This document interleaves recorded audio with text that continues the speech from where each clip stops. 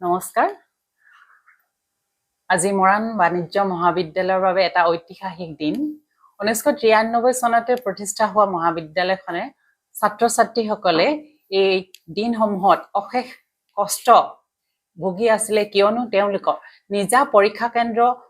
কলেজখনত নথকা বাবে ওচৰৰ মৰাণ মহাবিদ্যালয়ত গৈ তেওঁলোকে চূড়ান্ত পৰীক্ষাসমূহ দিব লগা হৈ পৰিছিল গতিকে মই ফেব্ৰুৱাৰী মাহৰ 19 তাৰিখে অধ্যক্ষৰ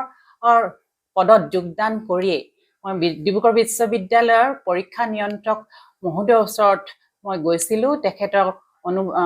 আবেদন জনাইছিলো যে মহাবিদ্যালয়খনৰ বাবে পৰীক্ষা কেন্দ্ৰটো দিয়ক তেখেতে কেইটামান চৰ্ত দিছিলে যে এটা পৰীক্ষা কেন্দ্ৰ হ'বলৈ হলে কেইটামান চৰ্ত পূৰণ হ'ব লাগিব আৰু সেই চৰ্তখিনি আমি পৰ্যায়ক্ৰমে এই কেইদিনৰ ভিতৰত আমি পূৰণ কৰি তেখেতলৈ আবেদন পত্ৰ প্ৰেৰণ কৰিলো আৰু যোৱা 23 এপ্ৰিল তাৰিখে মহাবিদ্যালয়ৰ বাবে আমাৰ সুখবৰটো তেখেতে প্ৰেৰণ কৰিছে যে আমাৰ মৰাণ বাণিজ্য মহাবিদ্যালয়ৰ বাবে পৰীক্ষা কেন্দ্ৰটো প্ৰাৰম্ভিক পৰ্যায়ত অনুমোদন প্ৰদান কৰিছে আৰু আমি নৱেম্বৰ ডিচেম্বৰ মাহৰ পৰা পৰীক্ষাসমূহ ইয়াত অনুষ্ঠিত কৰিব পাৰিম তেখেতে আৰু জনাইছে তেখেতৰ পত্ৰৰ যোগেদি যে ডিব্ৰুগড় বিশ্ববিদ্যালয়ৰ কেইজনমান পৰ্যবেক্ষণকাৰী দল এটা আহিব তেওঁলোকে আমাৰ চৰ্তসমূহ চাই তেওঁলোকে আমাক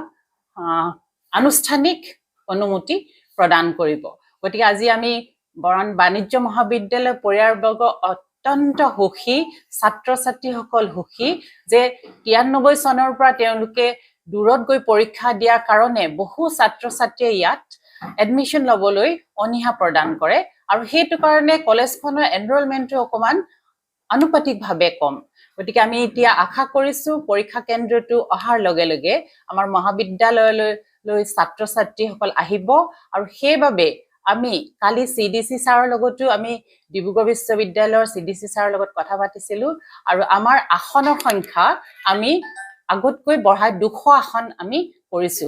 4টা বিষয়ত আমাৰ সন্মান আছে 4টা বিষয় accounting and finance marketing and management human resource management আৰু বেংকিং এণ্ড ইন্স্যুৰেন্স প্ৰতিটো বিভাগতে আমি 50টাকৈ সিট কৰি আমি প্ৰথম ষান্মাসিকৰ বাবে 200 সিটৰ এবাৰ ব্যৱস্থা কৰিছো আৰু মৰাণৰ দাঁতিকাষৰীয়া অঞ্চলবিলাকৰ শিক্ষানুষ্ঠানসমূহৰ ছাত্ৰ-ছাত্ৰীসকলক আমি অনুৰোধ জনাইছো তেওঁলোকে ইয়াতে এডমিশন নাম ভৰ্তি কৰি তেওঁলোকৰ শিক্ষা বৰ্ষটো ইয়াতে আৰম্ভ কৰিব পাৰিব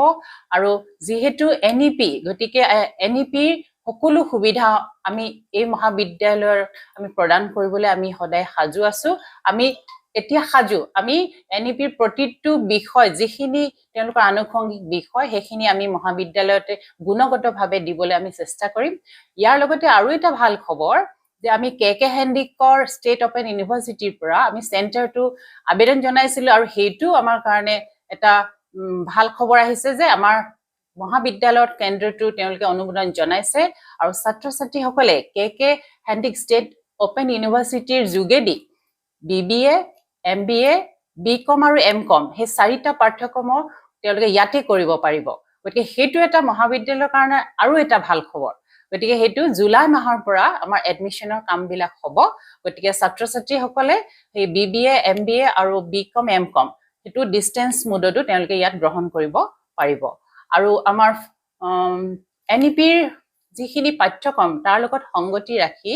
আমি কিমান এডন কোৰ্সও